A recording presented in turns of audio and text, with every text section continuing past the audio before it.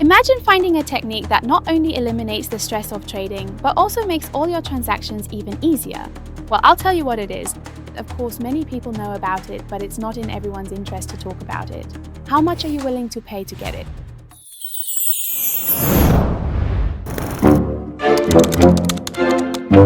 Ever since I found it, there are no more emotional decisions or repeated mistakes. The name of this technique is mindfulness. Mindfulness means complete focus on the present moment. Don't think about the past and don't think about the future. All your focus should be on this very moment.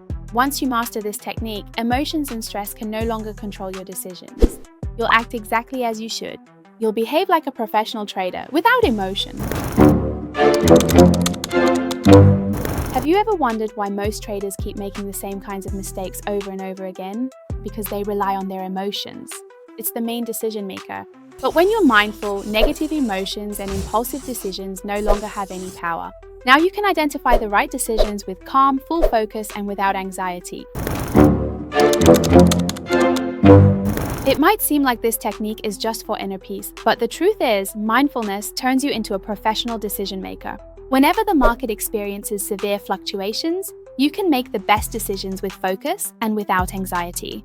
And it's not just limited to the financial markets, it can help you in all areas of your life. Now you might be asking, does this technique show results quickly? When will I master it? Well, you might not see much of an effect in the first few days, but after a week of practice, you'll notice for yourself that little by little, no emotion can push you toward the wrong decisions, and you'll find yourself acting with focus and precision in volatile and stressful situations. That's when the real changes become visible to you. Have you decided to transform your trading with mindfulness? Now it's time to try this technique. But how? Where should you start?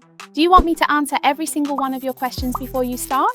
Or are you going to stick with the same anxious emotional model you've been using? Ask any question you have in mind.